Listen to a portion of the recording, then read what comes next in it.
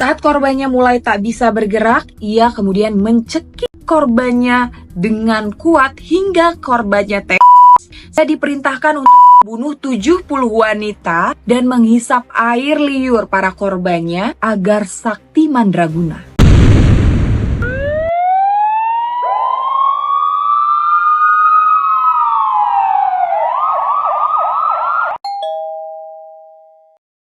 Ready?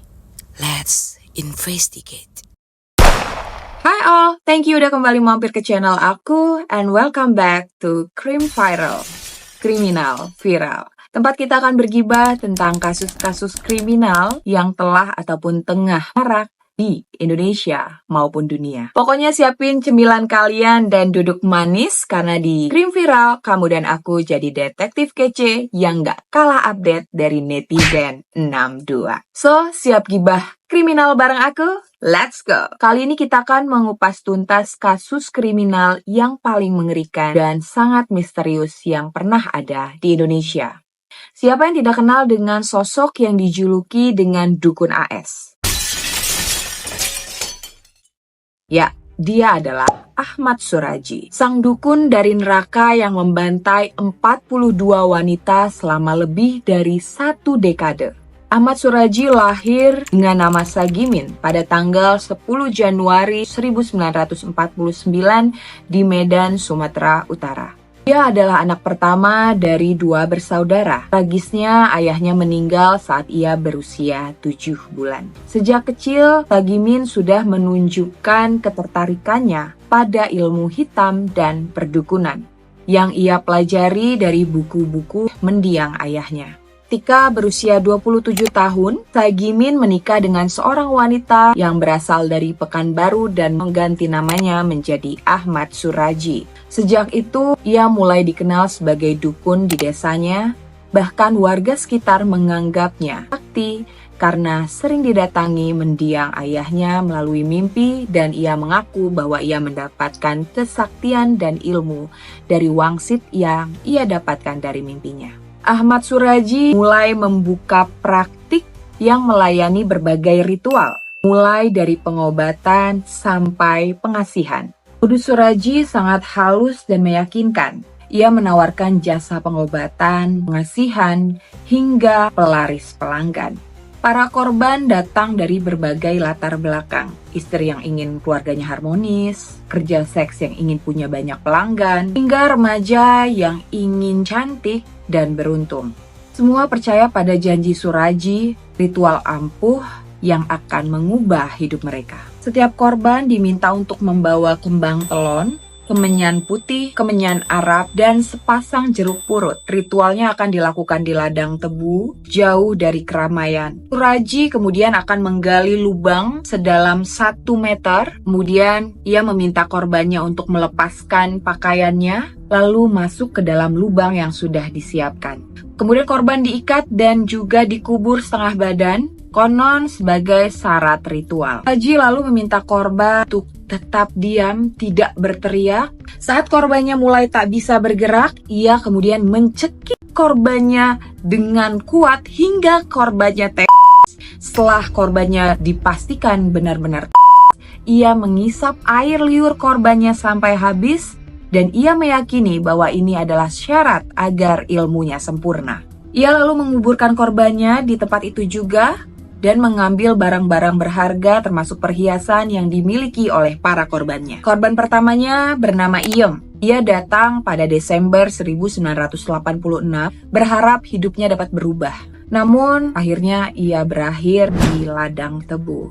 Korban berikutnya bernama Niat, Tomblok, Popi, dan puluhan wanita lainnya yang memiliki berbagai macam harapan untuk hidupnya berubah, namun semuanya akhirnya berakhir tragis.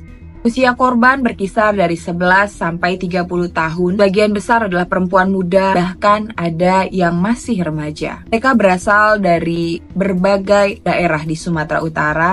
Sebagian besar dari mereka tidak pernah lagi kembali ke keluarganya. Setelah membunuh, Suraji beraktivitas seperti biasa, bertani, cengkrama dengan tetangga, dan tetap dikenal ramah di dusun aman damai tempat ia tinggal. Barang-barang korban ia simpan ataupun ia jual. Istrinya yang bernama Turmin ikut membantu aksi kejam suaminya Suraji, mulai dari mempersiapkan lubang sampai mengubur para korbannya. Selama 11 tahun, Suraji berhasil mengelabuhi warga dan juga polisi, menutupi jejak kejahatannya dengan kehidupan sehari-hari yang tampak normal.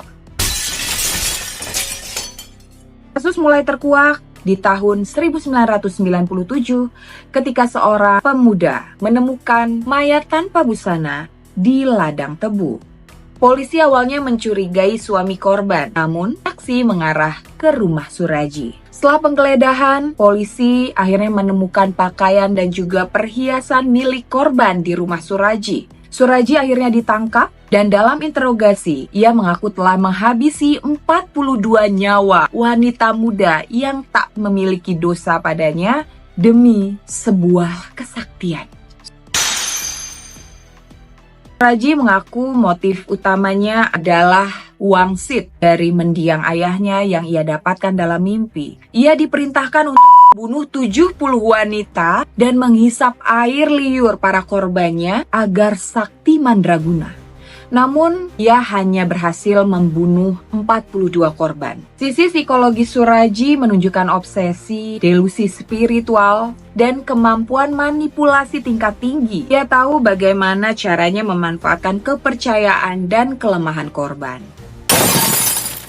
Akhirnya pada tanggal 27 April 1998, Suraji divonis mati oleh Pengadilan Negeri Lubuk Pakam, Sumatera Utara.